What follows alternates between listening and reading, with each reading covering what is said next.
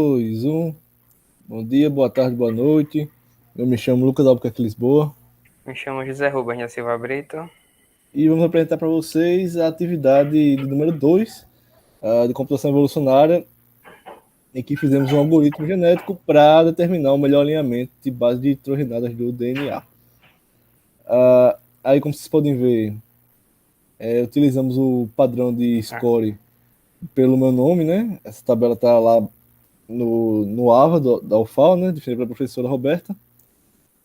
Desce um pouquinho, Rubens, lá para a função main, né? para mim. Certo. Onde inicia. Aqui. Então, Bom, basicamente, a gente inicia. Quer falar essa parte? Posso falar? não, Posso pode, falar? vai, fale.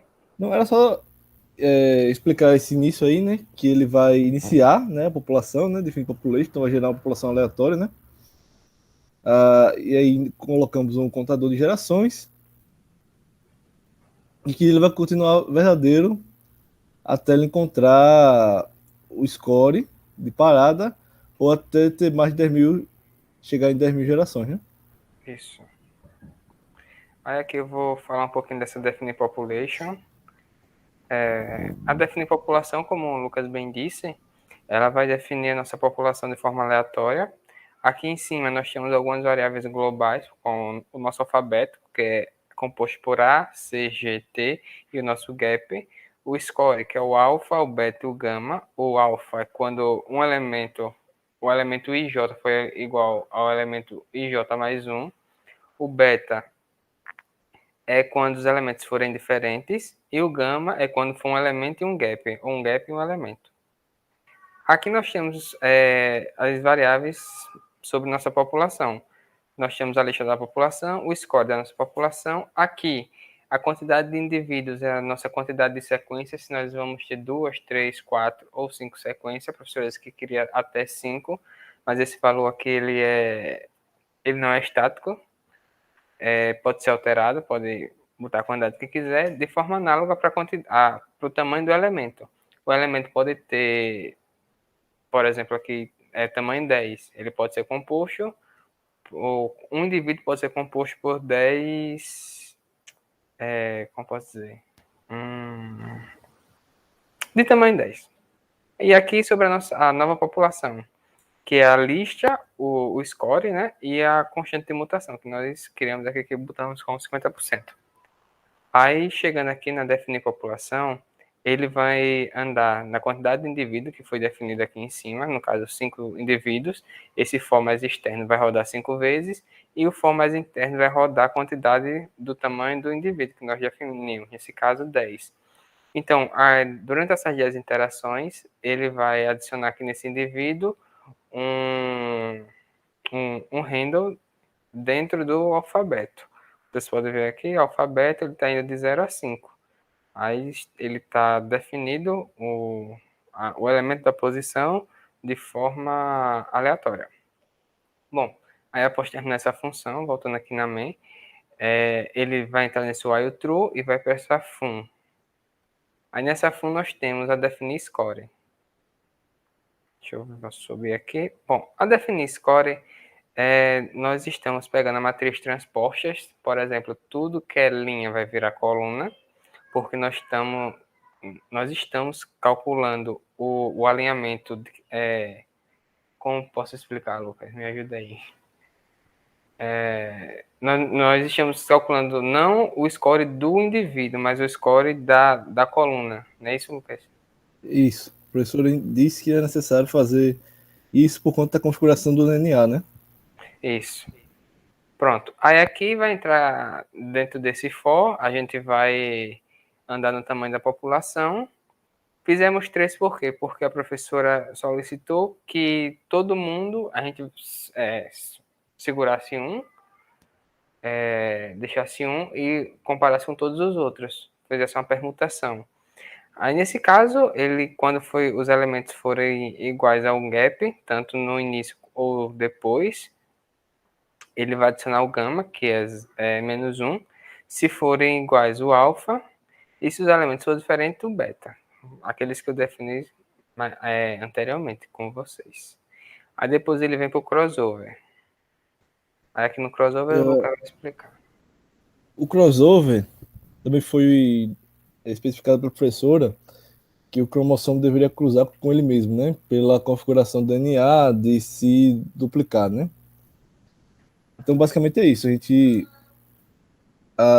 tá pegando o, o próprio cromossomo, cada cromossomo, e cruzando com ele mesmo, a depender do gradiente aqui, né? Que vai definir a posição.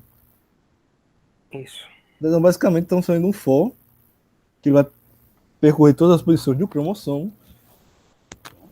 E se ele for menor que a posição, ele vai pegar o final do cromossomo e colocar para lá. Se ele for maior que a posição, ele bota o início do cromossomo para lá. Então a gente só faz uma permutação de posições, basicamente. Isso. Pronto? Pronto, pode seguir. Pronto, aí em seguida nós realizamos a mutação no novo cromossomo, né? Aí tanto é que ele vem aqui no New Population. Esse pop aqui que a função da mutação está recebendo já esse New Population. Deixa eu descer aqui para mostrar. Aqui, ó.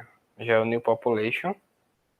Aí nesse New Population a gente faz o quê? A mutação, ele está ocorrendo também no próprio indivíduo. E a nossa mutação ocorre como? Ela verifica o indivíduo e verifica o gap. E sempre puxa o gap mais para a esquerda, a depender de onde ele se encontra. Porque como na nossa conta lá que a professora deixou no AVA, os nossos gaps estão preferencialmente no início. Então a nossa mutação ocorre para isso, para deixar ele sempre no início. Aí, após isso, nós definimos novamente o score da nova população e adicionamos nesse New Score Population. E após definir o score da nova população, nós vamos para a seleção. Na seleção, nós enviamos a população, o score da população, a nova população e o novo score da população. Aí, a nossa seleção é feita de forma elitista, né? Os melhores continuam na jogada, podemos dizer assim. Aqui nós definimos esse General Population, onde ele recebe tanto a Population quanto o New Population. Ele faz uma revisão, podemos dizer assim, uma lista grande juntando as nossas duas populações que está em jogo. O General Score é de forma análoga, né? O General Population está somando os dois scores da população, tanto da população de origem quanto a nova população que foi gerada. Após isso, nós chamamos o Bubble Sorting para ordenar, né? Como estamos fazendo de forma elitista, nós temos que ordenar os valores de adaptação das duas populações e ordenando os valores de adaptação, temos também que fazer a ordenação da população para seguir o mesmo padrão, porque não adianta a gente ordenar um e não ordenar o outro. Após a ordenação ser realizada, a gente retorna a população e a adaptação. Chegando aqui, o General Population e o General Score, eles vão estar devidamente ordenados e nós vamos atribuir à população, à nova população, os melhores até o tamanho da população atual. Por exemplo, o tamanho da nossa população atual é 10. E então, os 10 melhores da ordenação, de 0 a 10, eles vão ser adicionados agora na nossa população, de forma análoga para o nosso score. E a nova população e o novo score vão ser a nossa população de origem e o score de origem, para darmos continuidade ao algoritmo. Após terminar isso, ele faz essa verificação. E caso não seja Caso as condições não sejam verificadas, né? isso, aí a nossa nova. Nós limpamos o array da população, limpamos o score da nova população, né? O score é a nova população. E a população atual e o score atual vão ser esses aqui, que nós definimos na nossa seleção elitista.